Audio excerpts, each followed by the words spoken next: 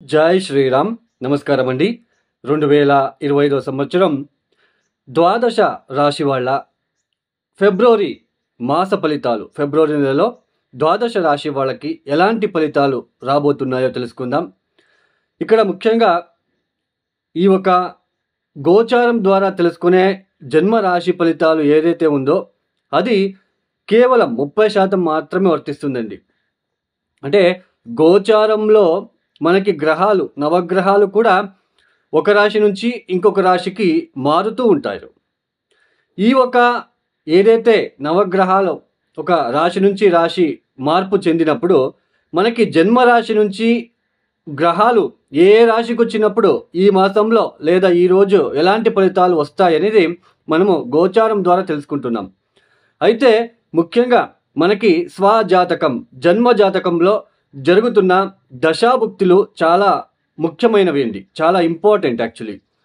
ఇక్కడ అష్టకవర్గ బిందువులు కూడా చాలా ప్రముఖమైన పాత్ర అనేది వహిస్తుంది. ఇక్కడ ఇప్పుడు ఒక రాశిలో ఉన్నప్పుడు, ఒక రాశిలో ఒక గ్రహం ఉంది, ఆ రాశిలో ఆ గ్రహము ఎన్ని అష్టకవర్గ బిందువులు ఇచ్చారు, ఆ గ్రహ దశ వచ్చినప్పుడు ఆ గ్రహం మనకి యోగిస్తుందా లేదా కొంచెం ఇబ్బంది పెడుతుందా, దాని ద్వారా మనము తెలుసుకోవచ్చు. అంటే అష్టకవర్గ బిందువులు మనకి చాలా ప్రముఖమైన పాత్ర అనేది వహిస్తుంది.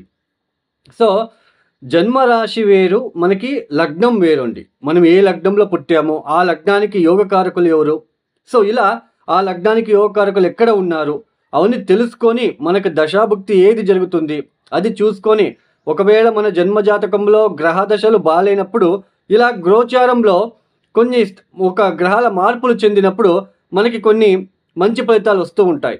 సో ఇది తెలుసుకోవడానికే మనము ఈ ఒక ఏదైతే మనకి రాశి ఫలితాలు అనేది మనము చెప్పుకుంటూ వెళ్తున్నాం. అయితే ఇక్కడ మీకు స్వజాతకం, జన్మజాతకంలో ఉంటున్న ఒక విషయాలని మీరు తెలుసుకోవాలనుకుంటే ఇక్కడ ముఖ్యంగా కింద స్క్రాల్ అవుతున్న నా నంబర్కి మీరు నేరుగా కాంటాక్ట్ అవ్వచ్చు. అంటే రాబోయే రోజులలో మీ జన్మజాతకం పరిశీలన చేసి ఎటువంటి మీకు దశలు జరుగుతున్నాయి, మీరు ఏ సమస్యలు పడుతున్నారు, ఆ సమస్యలకి ఎటువంటి ఈజీ రెమెడీస్ అండి. ఇక్కడ చాలా సులువైన, మీరే స్వయంపూర్వకంగా మీరే కష్టపడి చేసుకోవాలి అలాంటి ఒక పరిహారాలనే ఇవ్వడం జరుగుతుంది. సో ఎవరికైనా ఆస్ట్రాలజీ కన్సల్టేషన్ కావాలనుకున్న వాళ్ళు కింద స్క్రోల్ అవుతున్న నంబర్కి నేరుగా నాకు కాంటాక్ట్ అవ్వచ్చు. మరియు ముఖ్యంగా ఈ ఒక 2025 మాసంలో ఫిబ్రవరి మాసంలో 2025 సంవత్సరంలో ఫిబ్రవరి మాసంలో ఏ గ్రహాలు ఏ రాశులు మారుతున్నాయని తెలుసుకుందాం. ముఖ్యంగా రాహుకి ఈ ఒక రాహు వచ్చేసి ఈ ఒక మాసంలో మీనరాశిలోనే సంచారం చేస్తున్నారు. కేతు కన్యా రాశిలో సంచారం, గురు వృషభములు సంచారం చేస్తున్నారు. ఇక్కడ అయితే ఆయన వక్రించి సంచారం చేస్తున్నారు. అయితే ఫిబ్రవరి 4వ తేదీ నుంచి వక్ర త్యాగం చేస్తున్నారు. ఇక శని కుంభరాశిలో మనకి సంచారం చేస్తున్నారు. ఇక కుజుడు వచ్చేసి ఈ ఒక ఫిబ్రవరి మాసంలో మనకి మిథున రాశిలో సంచారం చేస్తూ ఫిబ్రవరి 24వ తేదీ నుంచి ఆయన కూడా వక్ర త్యాగం చేస్తున్నారు. అంటే ఫిబ్రవరి 24వ తేదీ వరకు వక్రించి సంచారం, ఫిబ్రవరి 24వ తేదీ తర్వాత వక్రత్యాగం చేసి సంచారాన్ని ప్రారంభం చేస్తున్నారు. ఇక్కడ ముఖ్యంగా సూర్యుడు వచ్చేసి ఫిబ్రవరి 12వ తేదీ నుంచి కుంభరాశిలో సంచారం చేస్తున్నాడు. బుధుడు ఫిబ్రవరి 11వ తేదీ నుంచి ఆయన కుంభరాశిలో సంచారం, తర్వాత ఫిబ్రవరి 27వ తేదీనే ఆయన బుధుడు నెక్స్ట్ ఇంటికి మారబోతున్నాడు, అంటే మీనరాశికి వెళ్ళి సంచారం ప్రారంభం చేస్తున్నారు. శుక్రుడు ఫిబ్రవరి మాసమంతా కూడా మీనరాశిలోనే సంచారంని చేస్తున్నారు. ఈ ఒక గోచారీత్య అంటే ఈ ఒక గ్రహాల ఒక స్థితిగతుల వల్ల ద్వాదశ రాశుల వాళ్ళకి ఎలాంటి ఫలితాలు గోచరిస్తున్నాయో మనం ఒక్కొక్కటి తెలుసుకుంటూ వెళ్తాం. ఇక 2025 సంవత్సరంలో ఫిబ్రవరి మాసంలో మేషరాశి వాళ్ళకి ఎలాంటి ఫలితాలు గోచరిస్తున్నాయని తెలుసుకుందాం. ఈ మేషరాశి వాళ్ళకి ముఖ్యంగా ఈ ఒక మాసంలో అంటే ఫిబ్రవరి 4వ తేదీ నుంచి గురు వక్రత్యాగం చేస్తున్నారు. ఇది చాలా ప్లస్ పాయింట్గా మారుతుంది. ఈ ఒక ఏదైతే ఈ కుటుంబపరమైన అంశాలలో ఏదైతే ఇబ్బందులు పడుతూ వస్తున్నారో లేదా ఆర్థిక విషయంలో ఏదైనా ఇబ్బందులు పడుతూ ఉన్న వాళ్ళకి కొంచెం ఈ ఒక ఈ కుటుంబ పరంగా, ఆర్థిక పరంగా కోలుకునే ఒక అవకాశాలు మనకి కలిసి వస్తాయని తెలుసుకోవచ్చు. అంటే కుటుంబ పరంగా, ఆర్థిక పరంగా కొన్ని ఇబ్బందులు, ఒడిదుడుకులు ఏవైతే ఫేస్ చేస్తున్నారో, ఎందుకంటే గురువు వక్రించాడు. గురువు ద్వితీయ స్థానంలో వక్రించినప్పుడు ఈ యొక్క కుటుంబ పరంగా, ఆర్థిక పరంగా కొన్ని మనస్తాపాలు కావచ్చు, కొన్ని తెలియని ఒక ఆవేదన లాంటిది, ఇబ్బందులు లాంటివి వచ్చి ఉండే అవకాశాలు ఉంటాయి. అయితే ఫిబ్రవరి 4వ తేదీ తర్వాత అవన్నీ తగ్గుముఖమయ్యే సూచనలు ఎక్కువగా కనిపిస్తూ ఉంటుంది. అంటే కుటుంబ ఆర్థిక విషయంలో పెద్దగా ఇబ్బందులు ఇక మీద మీకు ఉండవు. తర్వాత ఇక్కడ ముఖ్యంగా మీ రాశ్యాధిపతి తృతీయ స్థానంలో మనకి ఫిబ్రవరి 24వ తేదీ వరకు కూడా ఆయన వక్రించి సంచారం చేస్తుంటాడు. ఇక్కడ ముఖ్యంగా నవమ స్థానాన్ని వక్రించిన కుజుడు చూడడం అనేది, తర్వాత ఈ యొక్క ఫిబ్రవరి 12వ తేదీ తర్వాత సూర్యుడు శనితో కలవబోతున్నాడు. పంచమాధిపతి, లాభాధిపతి, అంటే మీకు పంచమాధిపతి ఎవరు? మేషరాశి వాళ్ళకి సూర్యుడు, లాభాధిపతి అంటే శని, ఇద్దరు కూడా కలవబోతున్నారు. ఇక్కడ ముఖ్యంగా మీకు ఈ ఒక మాసంలో ఫిబ్రవరి 2 వారాలు, అంటే మొదటి 2 వారాలు చాలా మంచి ఫలితాలు, చాలా మీకు కూల్గా అనేది కాలం అనేది గడిచిపోతూ ఉంటుంది.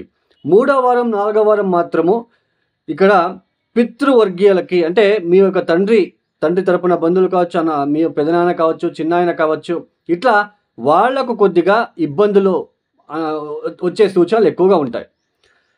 ఈ పంచమాధిపతి, ఈ ఒక లాభాధిపతి శని సూర్యుడు కంజక్షన్ అవుతున్నారు లాభస్థానంలో. కాబట్టి ఈ యొక్క తండ్రికి సంబంధించిన విషయంలో, మీ తండ్రికి ఆరోగ్యం విషయంలో, లేదా మీ తండ్రికి అన్నదమ్ములు కావచ్చు, వాళ్ళకి ఏదైనా ఇబ్బందులు తలెత్తే సూచనలు ఈ ఒక మాసంలో 3వ, 4వ వారంలో కనిపిస్తూ ఉంటుంది.